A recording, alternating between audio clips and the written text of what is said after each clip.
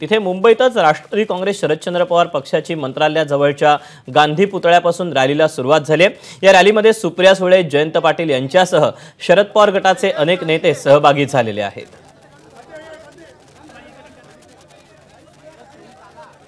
राष्ट्रवादी काँग्रेस पक्षाच्या वतीनं आज आपण पाहतोय महात्मा गांधींचा पुतळा ते लाल बहादूर शास्त्रीजींच्या पुतळ्यापर्यंत मोर्चा काढण्यात येताना आपल्याला पाहायला मिळतोय। हा लॉंग मार्च आहे आणि या लॉंग मार्चच्या माध्यमातून महायुती सरकारने जे काही घोटाळे केलेले आहेत किंवा महायुती सरकारच्या वतीनं राज्यातील कायदा आणि सुव्यवस्थेचा जो प्रश्न निर्माण झालेला आहे त्या बाबतीत प्रामुख्याने या ठिकाणी गोष्टी मांडताना आपल्याला पाहायला मिळत आहेत। महात्मा गांधींची जयंती म्हणजे महात्मा गांधींचं जे शिकवण आहे की प्रामुख्याने शांततेचा, अहिंसेचा मार्ग सांगितलेला आहे।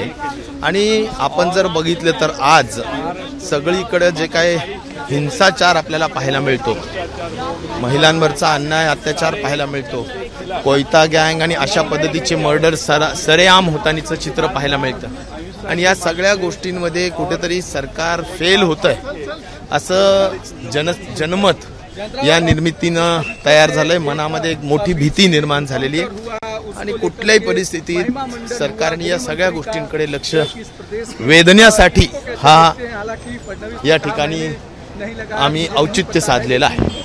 आज सरकारच्या विरोधामध्ये जो रोष आहे, मी सगळे इथे एकत्र येऊन आज या सरकारच्या विरोधामध्ये पण आणि या सरकारमध्ये आज महिला अत्याचाराच्या घटना वाढल्यात, एक आक्रोश वाढलाय।